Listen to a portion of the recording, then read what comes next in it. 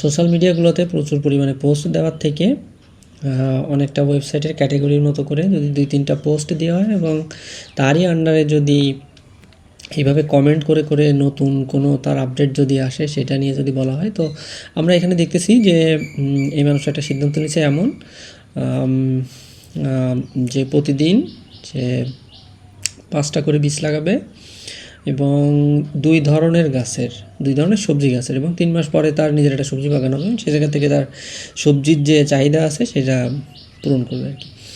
তো এটা ঠিক আছে, এটা খুবই ভালো একটা সিদ্ধান্ত। এবং এটাতে আমি পরবর্তীতে এসে যেটা দেখতেছি সেটা হচ্ছে কমেন্ট করছে এমন যে পুঁইশাক বাড়িতে এনে মাটিতে সামান্য জল দিন, কয়েকদিন পর গাছ বেঁচে যাবে। উন্নত মানের বীজ রোদে আধা ঘন্টা শুকিয়ে 6 থেকে 8 ঘন্টা ভিজিয়ে মাটিতে বপন করুন, গাছ লাগান, পরিবেশ বাঁচান। এটা খুবই খুবই ভালো কথা, কিন্তু এই যে এই লেখাটা ঠিক আছে, কিন্তু এই লেখাটা হচ্ছে একটা গতানুগতিক লেখা বলতে কেমন, যে এটা এটা মানে আমি যদি চ্যাট জিপিটিকে এখন কোনো একটা জিনিস যদি লিখতে দেই, তাহলে ও যেমন ধরনের লেখাটা দেবে এটা সেরকম হয়ে গেছে।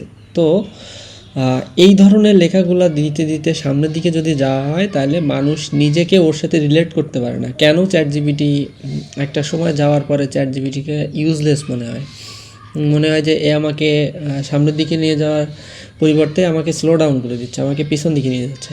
তার কারণ হচ্ছে চ্যাট জিপিটির ওই যে লেখার স্টাইল, ওই যে প্যাটার্ন, ওই প্যাটার্নটা কিন্তু ফিক্সড, ঠিক আছে? এইটাই হচ্ছে চ্যাট জিপিটির একটা বড় সমস্যা।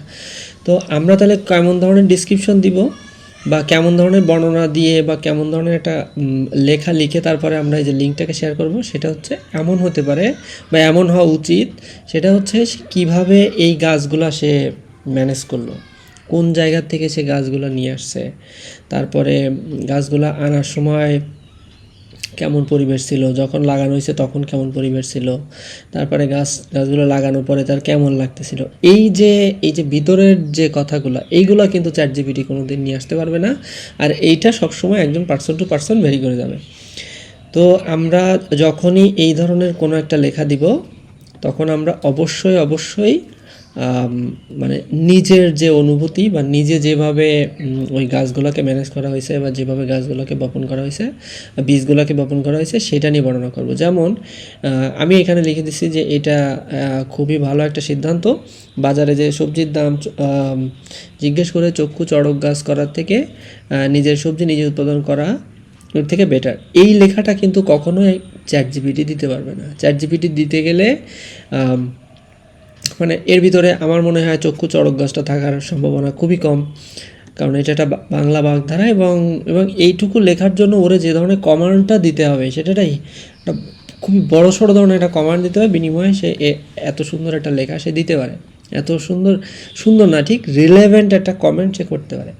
তো আমরা চ্যাট জিপিটিকে খুবই কম ব্যবহার করব, আমরা নিজেদের মতো করে লিখব, নিজেদের একটা স্টাইল রেডি করব, যেটা আমার ক্লায়েন্ট যেন দেখলে বুঝতে পারে যে না এই মানুষটা অথেন্টিক, গুগল যেন দেখলে বুঝতে পারে এই মানুষটা অথেন্টিক, সে চ্যাট জিপিটিটা ব্যবহার করতেছে না, কোনো এআইকে ব্যবহার না করে সে সামনের দিকে আগানোর জন্য চেষ্টা করতেছে।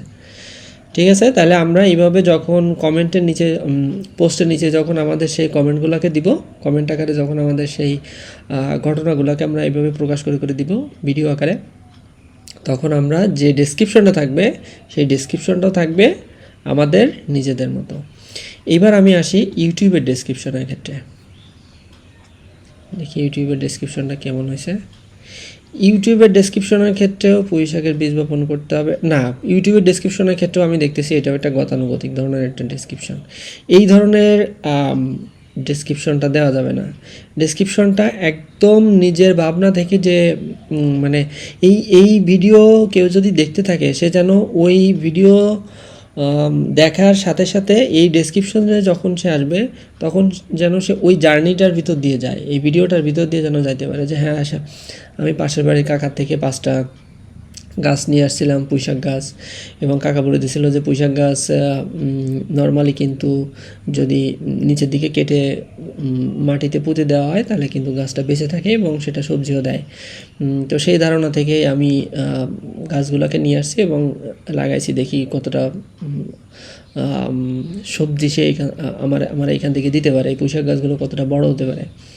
তারপর হয়তো ধারণা ছিল যে এরকম, যে আমি এখানে চিন্তা করছিলাম আমি বীজ লাগাবো পুঁইশাক গাছের, কিন্তু এখন দেখতেছি যে ডগা দিয়েও, পুঁইশাকের ডগা দিয়েও গাছ হতে পারে, এটা আমার জানা ছিল না। তো এই ধরনের কথাগুলো দিয়ে যখন একটা লেখা আসবে তখন সেই লেখাটা হবে বেশি রিলেভেন্ট এই ভিডিওর সাথে। এই ভিডিওর সাথে রিলেভেন্ট না এমন ধরনের লেখা কোনোভাবেই ডেসক্রিপশনে ব্যবহার করা যাবে না।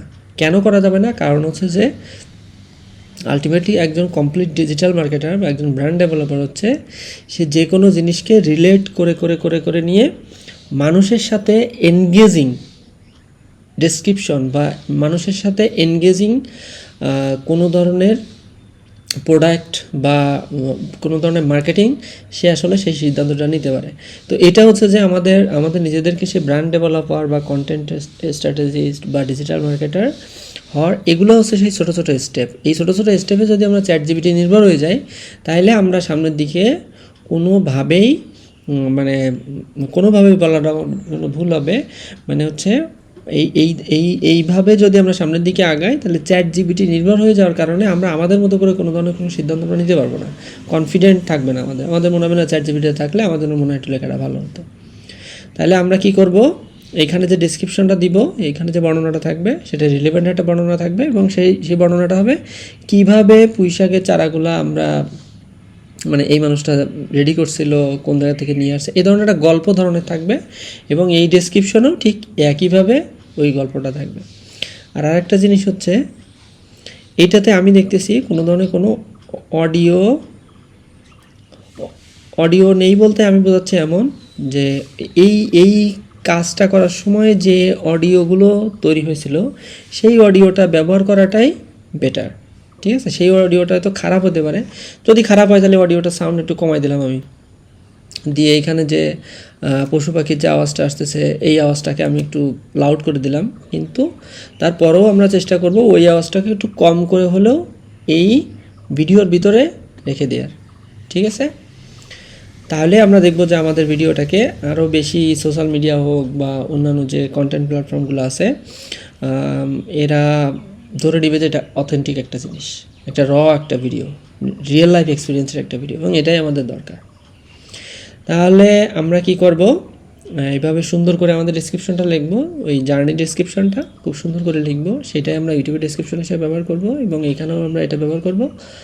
নিয়মিত গাছ লাগাবো, নিজের খাবার নিজের উৎপাদনের জন্য আপ্রাণ চেষ্টা করব। ভালো থাকবেন।